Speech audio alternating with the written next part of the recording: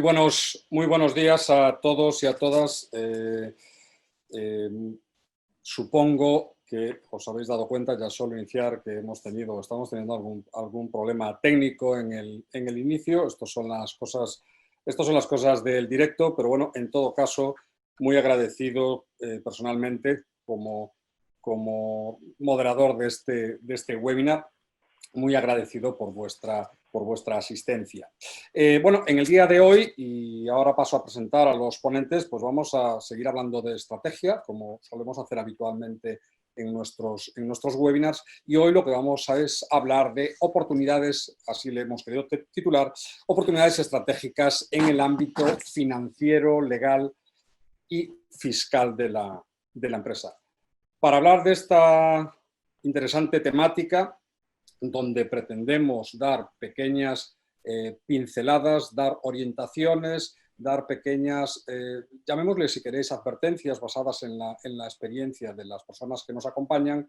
Tenemos a tres ponentes, sin duda de primerísimo nivel, y que paso a continuación a presentaros. Os recuerdo que durante el webinar tenéis la posibilidad de lanzar todas las preguntas que estiméis oportunas. En la medida de lo posible las iremos respondiendo.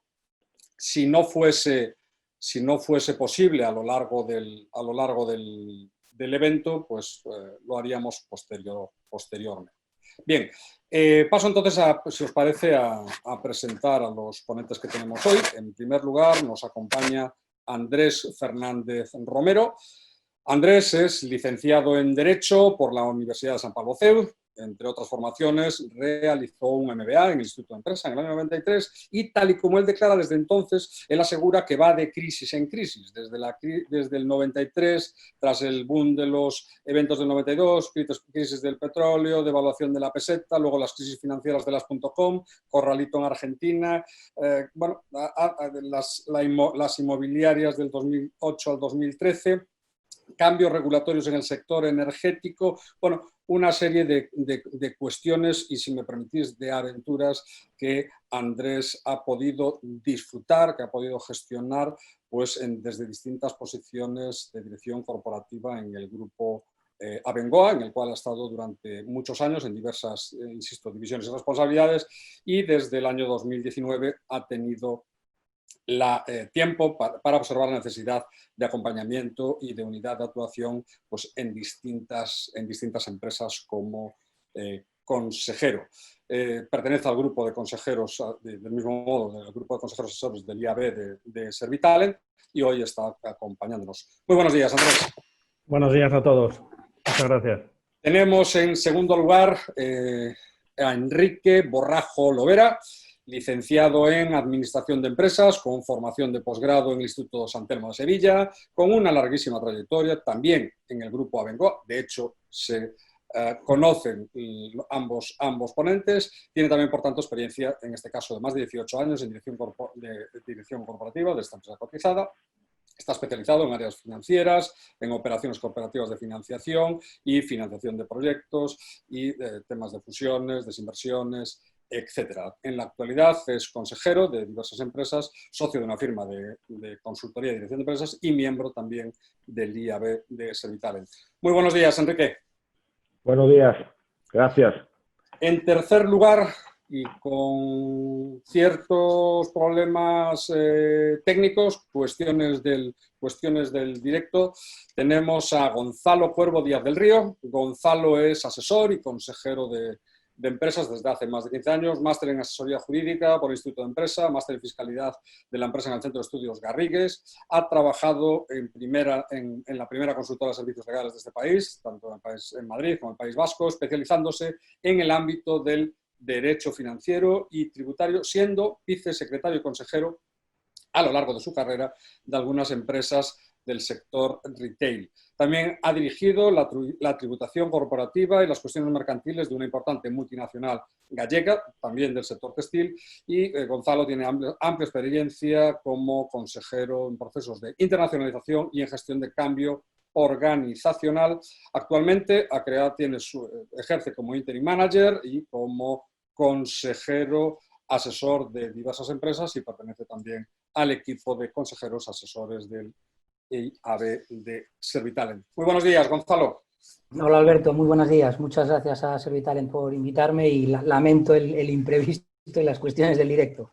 Hoy me recuerdas, Gonzalo, no sé si recordáis todos aquel programa donde estaba el hombre de negro. Bueno, pues hoy Gonzalo será el hombre de negro, aunque me consta, y así lo vais a ver, que es muy claro en sus exposiciones. Bueno, pues estos son los mimbres que tenemos hoy. De este lado, del otro lado, lo que tenemos, caballeros, son responsables de empresas, de pequeñas, medianas empresas. Tenemos CEOs, tenemos directores corporativos en áreas de finanzas, tenemos personas que llevan sin duda unas semanas, por todos conocidas la problemática, llevan unas semanas aplicando medidas de contingencia en sus compañías, obviamente reducciones, contención del gasto y medidas, si queréis, de continuidad, calmantes, ¿no? Como para, en este caso, financiaciones del circulante. Entonces, la primera pregunta, esto es lo que está pasando hasta ahora, y yo, si queréis, lanzo una primera pregunta y digo, bueno, ¿cuáles son en este momento, tras estas medidas de contingencia, cuáles son o qué riesgos podéis transmitir desde el punto de vista, comencemos si queréis, financieros a nuestros oyentes? ¿Cuáles son los riesgos financieros a considerar en este momento? Andrés, por ejemplo, empieza tú mismo. Hombre, yo creo que es un momento en el cual está lleno de incertidumbres, evidentemente, para todo el mundo. Y el primer golpe ha sido, evidentemente, seguir las diferentes medidas que nos ha ido dando el gobierno para mantener la liquidez. Y ahora es el momento en el que toca a cada uno de nosotros reflexionar acerca de qué puede hacer y cuáles son los riesgos que tiene que manejar. Cuando hablamos de riesgo es fundamental el tema de qué mapa de riesgos tengo. Es necesario que yo ahora mismo, que cada uno de nosotros elaboremos una especie de entorno o panorama de estrés en el cual veamos hasta dónde podemos llegar en la situación actual. Es fundamental ver cuáles son nuestros puntos débiles para, digamos, marcarlos como indicadores y hacerles un seguimiento, pero no solamente un seguimiento, sino además unir a cada seguimiento un plan de acción. Por ejemplo, hay que ver cómo se van a comportar nuestros clientes. Hay que ver si tenemos que arriesgarnos o tener, digamos, seguir manteniendo esos niveles de riesgo que tenemos con ellos, o hay que darles algo más porque evidentemente necesitamos su financiación, sus recursos. Tenemos que analizar nuestro propio balance, nuestras cuentas y ver cuánto podemos exprimirlas. Tenemos que analizar nuestros activos para ver si los podemos hacer líquidos, para ver si, a lo mejor no podemos venderlos, pero sí podemos hipotecarlos. Pues con todas estas medidas nosotros tenemos que hacer un plan de estrés para ver hasta dónde podemos llegar y en qué condiciones, pero además muy pesimista, para que sea un punto de partida. Y luego de ese punto de partida además tenemos que transmitírselo a toda nuestra organización. Nuestra organización tiene consciente de que cada euro es fundamental. Y es importante que todos ellos participen de estas medidas, que sean conscientes de que a los proveedores hay que ver cómo los podemos manejar, si podemos conseguir más financiación, extender nuestra financiación o pedir más recursos. Es un momento crítico y es un momento en el cual hay que ser flexibles y hay que buscar todas las alternativas, pero desde un panorama a medio plazo, para empezar. Entiendo. Y si tuviésemos que hablar dentro de este plan de estrés, al final pues, hay que concretarlo en una serie de políticas, ¿no? Porque si bien es cierto, y en todos los foros, ámbitos y especialistas, todo lo que se está dictando en este momento es la incertidumbre que nos rodea, ¿no? O sea, al final estamos en un momento, estaréis de acuerdo conmigo, que la dificultad que tenemos es saber cuál es la profundidad del pozo. Bueno, sabemos que hay pozo, pero lo que no sabemos es cuánto mide el pozo. Por lo cual, si tuviésemos, considerando esta incertidumbre que nos acecha, ¿vale? Y que tenemos encima desde hace, insisto, semanas, si tuviésemos que hablar de políticas a seguir en este futuro incierto, en esa planificación de escenarios y demás, ¿por dónde tendríamos que tirar? Enrique. Sí, buenas. En estos casos, como se ha comentado y como ha comentado Andrés, hay que olvidarnos ya de lo que es el corto plazo y tomar decisiones ya más en largo plazo. O sea, pensar pasar ya de lo que es el pasado y el presente y pensar lo que un poco en el futuro. Y en un futuro, como has dicho, Alberto, pues un futuro con mucha incertidumbre. O sea, no hay experiencia de otras crisis anteriores respecto a cómo se están comportando los acontecimientos, cómo están viniendo los acontecimientos y la información que está fluyendo día a día. Con lo cual hay una incertidumbre extremadamente y, por tanto, en cuanto a mirar a largo plazo y en esa planificación, lo que son los modelos tradicionales de planificación estratégica, pues la verdad que no son lo más adecuados posible porque podemos estar tomando decisiones que estén desfasadas ya por los propios acontecimientos que se han ido produciendo, ¿no? Con lo cual, lo que toca en estos casos, y basado en nuestra experiencia, pues es el pensar cómo podemos actuar conforme vayan sucediéndose los acontecimientos en el futuro. Y yo diría que aquí hay una serie de pautas de actuación, principalmente, ¿no? Pautas de actuación en cuanto a la información, que ya Andrés pues ha tocado anteriormente. La información es clave, información financiera y operativa, financiación tanto a nivel cuantitativo como cualitativo, y información pues obtenida de nuestros propios sistemas de la compañía y también de fuentes externas, ¿no? De mercado, informes de mercado, o por qué no conversaciones que podamos tener con nuestros clientes, proveedores, etcétera, ¿no? Por tanto, la información es clave, sobre todo porque la mayoría de las decisiones que vamos a tomar en el largo plazo van a estar influenciadas por esos cambios en la información que tenemos, y si no la tenemos actualizada y con la máxima calidad, pues podamos tomar decisiones que podamos tener problemas en el futuro en cuanto a la viabilidad de la empresa. Por tanto, información, luego la toma de decisiones, hay que tomarse el tiempo justo. No quiere decir que las decisiones que vayamos a tomar pues deben de tomarse a la ligera, sino que se va a planificar cuáles son los escenarios y las variables que pueden ir cambiando en el futuro, y en función de eso se van a ir analizando las decisiones y tomando con anticipación, ¿vale? Y decidiendo con anticipación. Por tanto, hay que analizarlas con un tiempo razonable. Y en tercer punto, diría de pauta de actuación, y es un error que normalmente los administradores cometemos en el sentido de tomar decisiones de forma unilateral.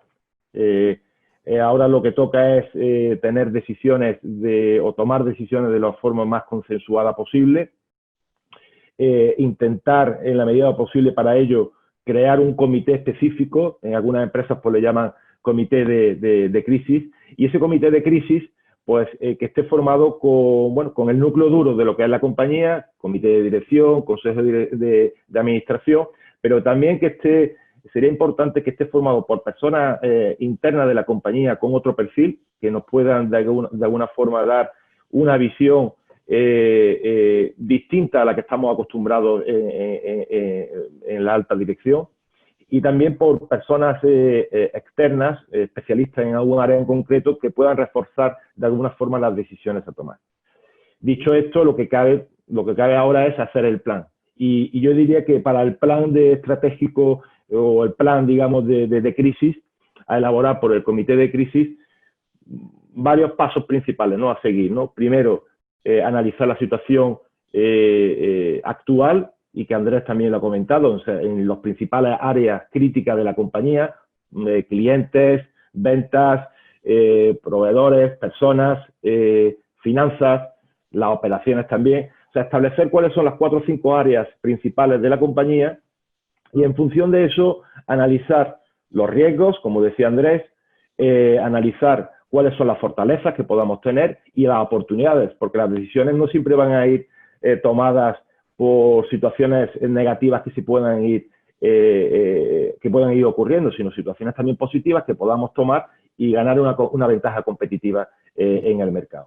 Por tanto, esa situación inicial va a ser clave, seguida de, pues una vez que la tengamos hecha la situación inicial o preparada, pues establecer cuáles son esos escenarios que hablaba Andrés, en cuanto a lo mejor un escenario pesimista y así pues más optimista en cada uno de los escenarios que se puedan plantear. Yo le diría que normalmente se suele trabajar entre 3 o 4 escenarios. A mi modo de ver, 3 escenarios ya es suficiente. y luego pues un periodo de tiempo entre 2-3 años, ¿no? Cuanto más alarguemos el periodo de tiempo, cuanto más lo hagamos extensivo en cuanto a escenarios, pues más complicado es. Y una vez que tengamos esos escenarios, con distintas situaciones que se puedan ir, hay que identificar cuáles son las decisiones en cada uno de ellos. De forma que, llegada la situación, la decisión está tomada. Y para ello es clave que esas decisiones, es muy importante que esas decisiones que a lo mejor puedan ser críticas y necesitamos un consenso mucho más amplio que el propio comité de crisis, pues tengamos que comunicárselo a las demás partes interesadas, como pueden ser entidades financieras o como puede ser el resto de lo que es la propiedad, y obtener ya el consenso definitivo de esas tomas de decisiones, ¿no? Y además, las decisiones que se tomen, hay que identificar cuáles van a ser comunes en cada uno de los escenarios. Porque si son comunes en todos los escenarios, no hay que esperar. O sea, hay que actuar ya directamente. Por tanto, yo diría que el plan a futuro es flexibilidad, agilidad, trabajar día a día, online, como diría yo, y sobre todo para anticiparnos a lo que son los acontecimientos que nos van sucediendo. De forma que podamos tener ventajas competitivas y también con seguridad, pues dando una tranquilidad en cuanto a los administradores, en cuanto a responsabilidades, ¿no? Pues precisamente, y me abres la siguiente pregunta, ¿no? Porque estamos hablando de decisiones y la derivada directa de la decisión es la responsabilidad sobre la decisión tomada. Y ahí, bueno, pues ahí entran los administradores y en general los órganos de gobierno de la compañía. Gonzalo, tú aquí, ¿qué riesgos, ya desde el punto de vista legal, toma de decisiones, qué riesgos ves que tengamos en esta coyuntura? En este momento, ¿qué riesgos deberían de considerar las personas que están gestionando empresas, que nos están escuchando en este momento? Bueno, yo veo situaciones que deben provocar la anticipación de la empresa y del órgano de administración, porque al final, como decís, la responsabilidad está en juego, ¿no? Entonces, no va a alcanzar solo al cumplimiento de los deberes que tiene como administrador de la empresa, el propio órgano de gobierno, sino a la obligación que va a tener de acreditar una actuación diligente en el desarrollo de sus funciones, ¿no? Ante la gestión de un riesgo y en todo caso para evitar que se produzca un daño o que pueda llegar a provocar incluso una acción individual de responsabilidad, ¿no? Por tanto, el primer riesgo que veo es que el órgano de gobierno de una empresa ahora mismo no sea consciente de cuál es el riesgo real de su negocio como consecuencia de las dificultades financieras que está provocando toda esta situación de incertidumbre actual, ¿no?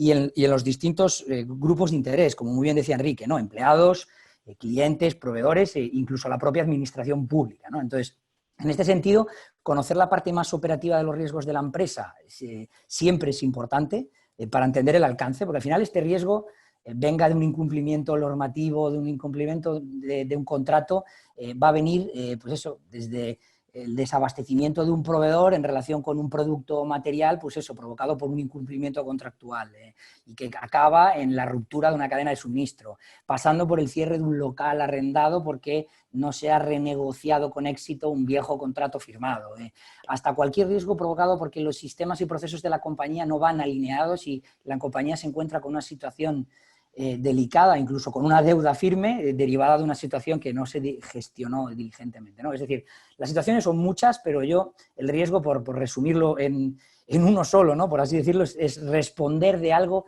por no haber reflexionado sobre cómo está la compañía en cada ámbito, quién está al frente en la organización de cada uno de esos ámbitos, porque en definitiva lo que hay es que ayudar al empresario a comprender el riesgo real que tiene la empresa y el suyo propio como administrador, ¿no? Por tanto, el mayor riesgo que veo es que no se facilite la información necesaria que le ofrezca al órgano de gobierno un marco de seguridad jurídica que le permita desarrollar el negocio y desarrollar la estrategia sin asumir esos riesgos, ¿no? Estoy viendo ya algún asistente que nos está lanzando pues, la pregunta que en este caso era esperada y que supongo que muchos tendrán en su cabeza y dirán, bueno, sí, los planes de estrés están bien, avanzar tras los planes de contingencia están bien, los riesgos, toma de decisiones, etcétera, etcétera. Pero claro, es que muchos de ellos se encuentran atenazados por lo básico, ¿no? Que es el oxígeno de la compañía, que es la liquidez. Entonces, pensar cuando te aprieta el zapato, vamos a, si me permitís la expresión, es ciertamente complejo, ¿verdad? Pero necesario. Es muy necesario porque, evidentemente, eso es uno de los problemas que hay. Tú estás muy centrado en tu problema y no ves más allá. Por eso, como comentaba antes Enrique, es necesario a veces contar con asesoramiento, gente que pueda ver donde tú no alcanzas a ver.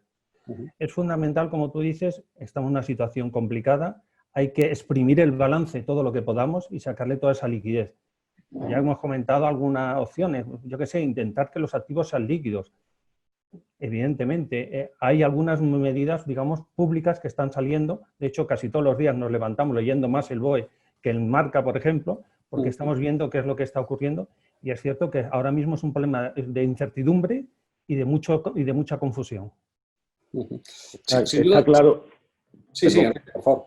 No, está claro lo que dice Andrés, que es súper necesario, y la pregunta pues viene a colación, ¿no? Yo precisamente por eso, cuando decía de olvidarnos del pasado y del presente, daba por hecho que las empresas, digamos, que han podido ya salvar y tomar la decisión a corto plazo en cuanto a la liquidez de la compañía. O sea, lo primero es liquidez, salvaguardar la compañía y la viabilidad en cuanto a términos de solvencia. Una vez salvado eso, es cuando hay que mirar a futuro. Lógicamente, mientras no tengamos salvado la liquidez, poca cosa podemos hacer. De ahí que las sociedades, pues, hay distintas técnicas y estrategias para obtener liquidez y que una vez salvado esto, pues podamos acometer el futuro, ¿no? Ahora estamos en una visión a medio plazo nada más. Sin duda. Estáis comentando, vosotros mismos durante la conversación estáis sacando la necesidad o la interacción, si queréis, con terceras partes, ¿no? Además, al final, que si entidades bancarias, que si asesoramientos externos, que si, bueno, distintas fuentes de financiación, incluso, bueno, los propios accionistas, posibles inversores y demás. Al final, todos estos stakeholders que están interactuando con la empresa, lo que necesitan es información de la misma.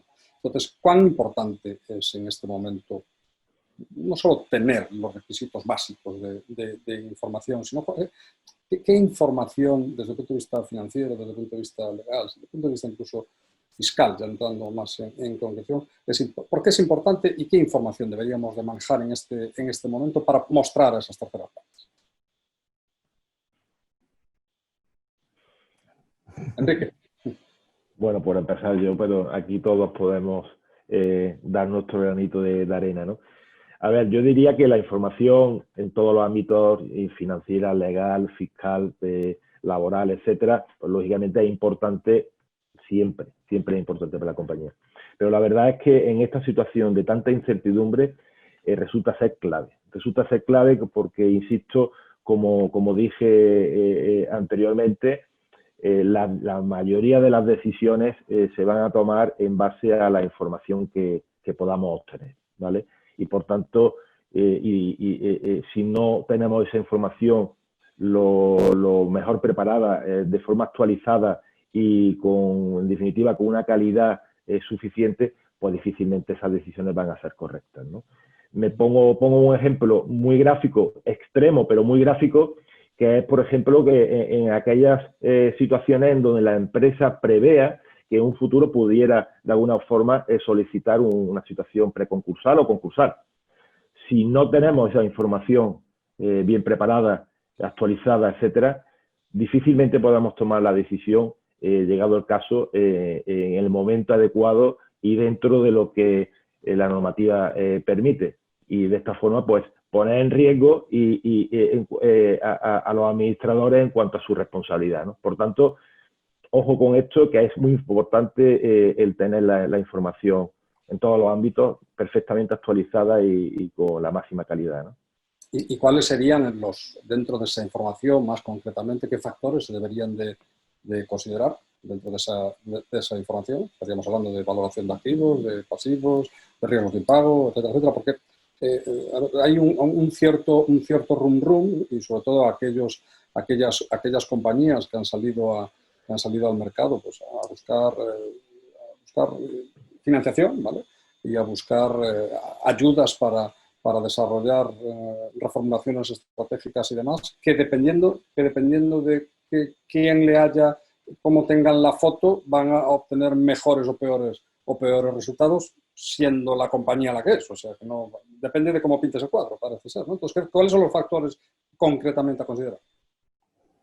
Bueno, es evidente que, bueno, tú tienes que salir y tienes que salir no solamente con una foto, sino además con lo que es un proyecto. Tienes que vender tu proyecto, tienes que además ser sólido y consistente, tienes que haberte planteado todas las preguntas que te van a hacer posteriormente, tienes que tener mucha solidez. Como decía Enrique, para eso es necesario conocer todo tu balance o tus cuentas y además tener mucha confianza en ellas, saber exprimirlas, saber qué se puede hacer con todo lo que tengo, porque cuando llegues con un interlocutor, con un tercero, te va a hacer esas preguntas y tú no puedes estar sin dar una respuesta. Tú no puedes no tener argumentos. Tú tienes que tener incluso planes alternativos a que, bueno, ¿qué pasa si de repente mis clientes pues se me eleva la morosidad un 5%? ¿Lo tienes contemplado? ¿Has contemplado qué tipo de clientes tienes y en qué situación van a estar en el día de mañana? Entonces, tenemos que verlo tanto a medio como a largo plazo. Es evidente que es importante tener esa información y saber manejarla y poner unos indicadores para que tú tengas luego acciones que puedas, digamos, mitigar esos riesgos. Sí, no solamente lo que dice Andrés, que es claro y estoy de acuerdo con él, sino también, y al hilo de lo que nos preguntaban con respecto a la liquidez, a medidas de liquidez, se me ocurre que hay casos, por ejemplo, en el sector agroindustrial, que es clave tener actualizada tu existencia, tenerla actualizada y valorada a valor razonable, porque podemos estar tomando decisiones de venta de las existencias para picos de liquidez o problemas de insolvencia determinados, vender las existencias y resulta que las existencias no estaban bien valoradas y actualizadas en los estados financieros y por tanto las decisiones que tomemos pues no vamos a llegar a cumplir los objetivos que teníamos establecidos, ¿no? Y desde el punto de vista legal o incluso fiscal, Gonzalo, ¿contemplas algún factor importante a tener en cuenta? A ver, ya se ha incluido la obligación de hablar sobre la política fiscal de una empresa en los estados de información no financiera, ¿no? Entonces, a los distintos grupos de interés ya van teniendo más pautas o más sitios de los que coger información en relación con la política fiscal de una empresa, ¿no? Pero en cualquier caso, la información a nivel tributaria que es importante cuidar siempre es la que se le transmite a la administración pública, ¿no? Es decir, ha irrumpido en España desde hace algunos años el tema del suministro inmediato de información y es muy relevante cuidar qué información se transmite a la administración tributaria y cómo se le transmite, cómo es la operativa de negocio del empresario, ¿no? Por tanto, previamente a esa información que se transmite a terceros grupos de interés, lo importante es tener definida una política de fiscal global en la empresa, no tratando tanto la fiscalidad como un área de administración en donde solo se vuelca información contable y financiera en un modelo tributario, sino definiendo una política sólida, eficiente y segura y que sea consistente en todos los ámbitos a los que se le comunica a terceros, ¿no? A la administración pública, en las cuentas anuales incluso hay que hacer una mención en la memoria sobre la situación tributaria de las empresas y ahora, y como novedad en este estado de información no financiera, ¿no? Porque si tenemos en cuenta adicionalmente el entorno económico en el que nos estamos moviendo, presupuestos generales del Estado sin aprobarse, se han prorrogado los de 2018 y estamos en una situación de incertidumbre económica que no solo afecta al empresario, sino está afectando al propio Estado, ¿no? Que se ve con una tensión de liquidez brutal en donde se van a iniciar actividades de inspección y de recaudación y los órganos de la administración van a estar muy activos y ahora están recibiendo mucha más información de la que había, por ejemplo, en la recesión económica anterior, en el año 2008. Hay mucha más información y mucha más tensión de liquidez y mucha más necesidad. Por tanto, cuidar la política fiscal y cuidar la información tributaria que se transmite de mi modelo de negocio es vital para no acabar poniendo a la situación, voy a decir, a la empresa en peligro, ¿no? Es decir, es muy importante cuidar la información, pero claro, la información sin una política detrás, bueno, se convierte en un simple dato numérico que se vuelca en un formulario, ¿no? Sin duda, sin duda. Hay una pregunta que estoy leyendo por parte de un asistente que me introduce ya en la siguiente temática que quería abordar con vosotros, que es la búsqueda de capital, ¿no? Alternativas a la situación bancaria, bueno, pues dados pues, todas estas problemáticas, más que problemáticas, estas acciones estratégicas ya de futuro, ¿no?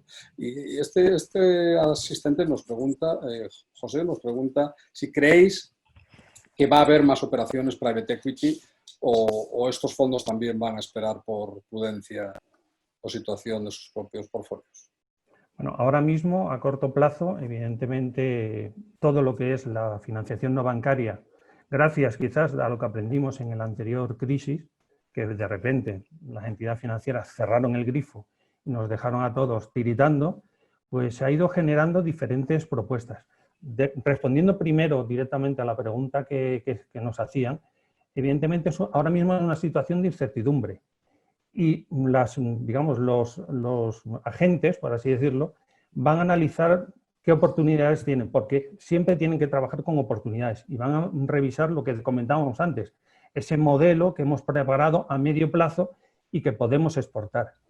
Opciones de financiación no bancaria, pues mira, desde la anterior crisis han surgido muchos, han surgido desde respuestas institucionales, como es la del MARF con emisiones de deuda, que tú puedes ir al mercado y emitir. De hecho, creo que hay como 80 colocaciones ya o folletos. Tienes, evidentemente, lo que es la renta variable, salir a bolsa, el IBEX, el mercado continuo. Tienes incluso para pequeñas sociedades o pymes el mercado alternativo bursátil.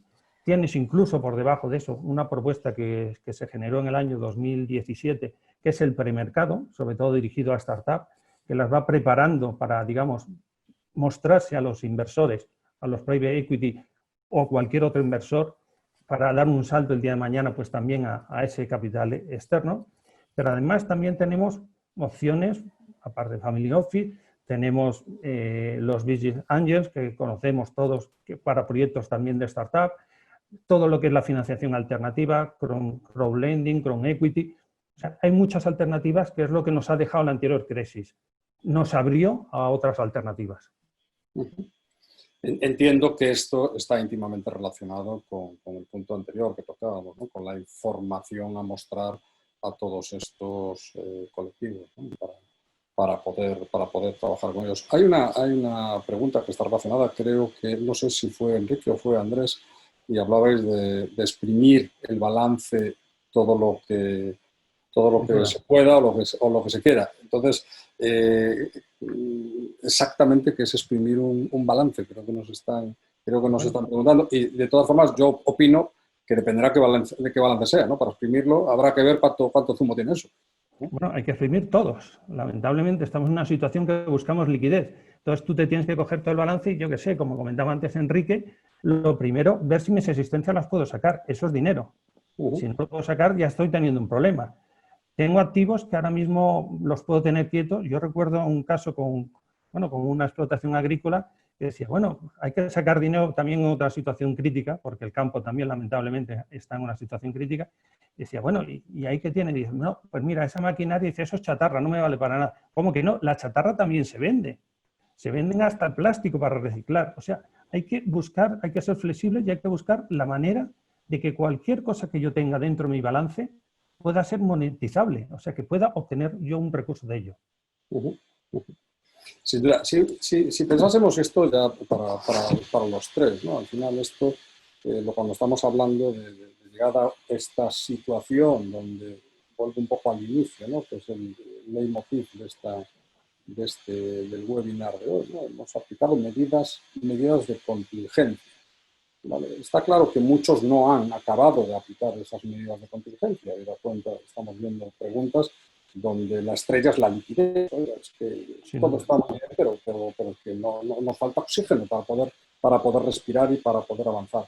Pero ya ha llegado ese momento, tras exprimir ese balance, como bien comenta Andrés, ¿Qué tipo de reestructuraciones, dada vuestra experiencia, dado el tejido? Porque es muy importante que pensemos siempre en cuál es el tejido empresarial español. Estamos hablando de, esto lo insisto, lo repito muchas veces, señor Huelga, estamos hablando del 98% pymes, de los cuales la mitad son micropymes, es decir, son compañías que tienen entre 1 y 10 empleados. Con lo cual, esto es un poco el mapa que tenemos. Entonces, si hablamos de reformulaciones estratégicas y desde el punto de vista de las finanzas, desde el punto de vista legal, cuando hablamos de reestructuraciones necesarias, ¿de qué estamos?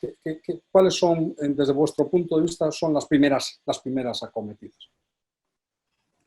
Bueno, yo no quiero ser el centro de todas las conversaciones. No, esto ya para los tres. Vale. Empieza tú mismo. Yo mismo, porque me he lanzado. Es evidente que tanto las pymes, bueno, estamos en una situación en que evidentemente España está llena de pymes. Sería muy deseable que crecieran, sería muy deseable que se unieran, sería muy deseable que se reorganizaran, que tuvieran estructuras organizativas y colaborativas, pero también eso es una visión un poquito más a largo plazo. Como comentábamos, todavía hay muchas que están en la situación de contingencia, acabamos de pasar de fases, como estamos viendo en algunas zonas, y estamos empezando a dar los primeros pasos. Ya a medio plazo intentaremos llegar a retomar un poquito lo que es nuestra actividad y asegurar que vamos a pervivir, y a largo plazo miraríamos el tema de, bueno, digamos, hasta dónde puede llegar. Y evidentemente, para ver hasta dónde puede llegar, yo creo que es necesario mucho la colaboración, el asesoramiento y, bueno, y tener una mente muy abierta y ver qué opciones hay, tanto solo o, si es posible, acompañados para poder crecer. No sé qué opinas, Enrique, por pasarte la bola. Bueno, yo aquí lo resumiría, tipo de reestructuración, resumiría, digamos que las que son necesarias, porque las circunstancias nos ha llevado a tenerlas que hacer, pues hablo de reestructuraciones, lógicamente, de deuda en momentos de crisis, al igual que reestructuraciones en cuanto a la propia estructura de la compañía, ¿no? En cuanto a su reducción, ¿no? Pero esas son, digamos, reestructuraciones necesarias y dadas por la situación. Pero hay otra serie de reestructuraciones en donde se pueden plantear ahora, como son la reestructuración en cuanto a lo que es el modelo de negocio, ¿no? Hay muchas compañías que ahora se están replanteando el modelo de negocio. Y se lo están replanteando porque por las circunstancias pues le han ido un poco llevando a ese cambio, ¿no? Pero aquí hay que reflexionarlo muy bien y creo que hay que tener cuidado. Hay que tener cuidado porque hay sociedades que están tomando decisiones en cuanto al cambio de modelo de negocio por tendencias que no son verdaderas, que son falsas. Tendencias que a lo mejor en el medio y largo plazo van a desaparecer. Cuidado con ese tipo de cambio en el modelo de negocio porque cambiar el modelo de negocio, cambiar lo que es el plan de la compañía futuro, pues que cuesta mucho. O sea, son muchos recursos que hay que dedicar y no solamente financieros. Por tanto, si tomamos una decisión de ese calibre, pensarlo bien, porque nos puede llevar a una situación perjudicial para la compañía y perjudicial para la viabilidad de la misma, ¿no? Entiendo. Yo lanzando un poco, Alberto, si me permites, sí, claro. la respuesta al chico que nos preguntaba antes si creíamos que iba a haber intervención de fondos y de capital externo en esta situación, ¿no? Yo creo que en 2020 todavía es pronto para saber el impacto que el mercado secundario va a presentar en España en esta crisis, pero sí lo veo como un tipo de operación clara que va a mostrar crecimiento en los próximos meses. Es decir, ya ha ocurrido en el periodo de recesión económica anterior y no es algo que quizá vaya a suceder de forma inmediata, pasarán unos meses y hasta que veamos movimientos, pero yo sí espero ver crecimientos a final de ejercicio o principios del año que viene relacionado con inversiones de fondos, porque al final es una alternativa para recapitalizar empresas, portfolios y demás y al final crear valor alargando periodos de inversión. Y en relación con un tipo de reestructuración que pueda ser necesaria o conveniente con una viabilidad a largo plazo, yo creo que al final siempre decimos lo mismo, ¿no? No hay una respuesta única o voy a decir adaptada a todo el tipo de empresas, es decir, cada empresa tiene su traje a medida que hay que buscar y que hay que extender, pero en mi opinión, cualquiera que pase por adaptarse al entorno y a los constantes cambios que se van produciendo alrededor de su sector, ya es ir por la vía adecuada y ya es un acierto. Entonces, de la capacidad de adaptación que tenga el empresario va a depender el éxito o fracaso en digamos, su carrera por ir creciendo y por ir creando valor al negocio que construyó, ¿no? Es decir, un proceso de reestructuración empresarial siempre va a implicar un cambio, esto es algo evidente, y ese cambio va a ser más o menos drástico dependiendo de la capacidad que tengamos de anticiparnos. Y de nuevo vuelvo a hablar de la anticipación, ¿no? Es decir, cuanto antes nos anticipemos a este futuro incierto y cuanto antes adaptemos nuestra estructura a ese futuro incierto, menos drásticas van a ser las medidas a tomar, ¿no? Y una reestructuración no tiene por qué ser necesariamente financiera. Evidentemente, estamos hablando de temas financieros, legales y tributarios, ¿no? Pero el empresario yo creo que no debe esperar a perder ese posicionamiento competitivo en el sector y a que se deteriore su estructura financiera para tener que terminar en una reestructuración financiera como las que estamos comentando. Es decir, hay la posibilidad de analizar previamente una reestructuración quizá más operativa, en primer lugar, y luego, evidentemente, si es necesario, pues terminar con una financiera, pero digamos cuanto antes para evitar que los procesos se compliquen, ¿no? Sin duda. Sin duda.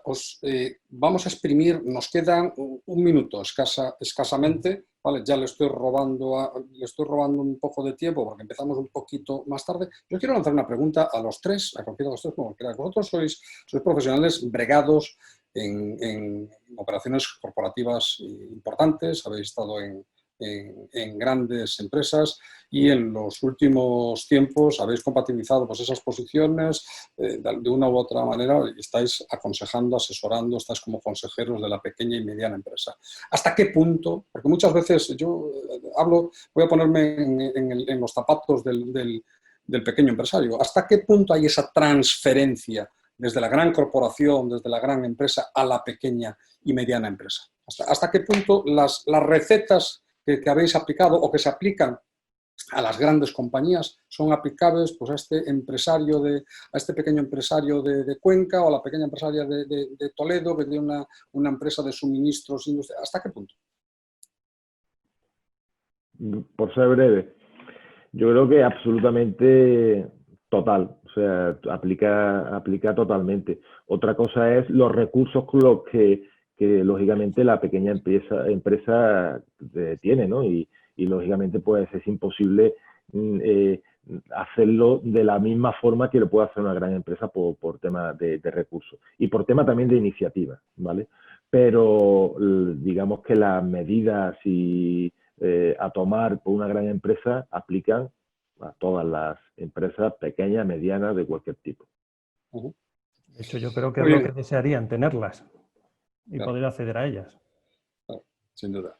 Pues, caballeros, hemos cumplido el tiempo. En esto tratamos en la medida de lo posible de ser estrictos. Lo hacemos a primera hora para que ahora cada uno se vaya a sus quehaceres diarios. Simplemente agradeceros a los tres vuestras aportaciones, vuestras reflexiones.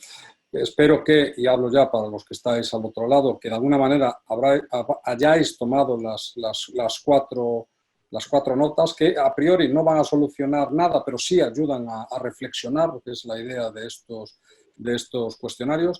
No me quiero despedir sin antes, además de agradeceros a unos y a los otros vuestra asistencia, enviar un fuerte abrazo a todas las personas, a todas las familias que habéis tenido de una u otra forma un impacto personal de esta crisis sobre vuestros seres queridos. Desde aquí nuestro mayor abrazo.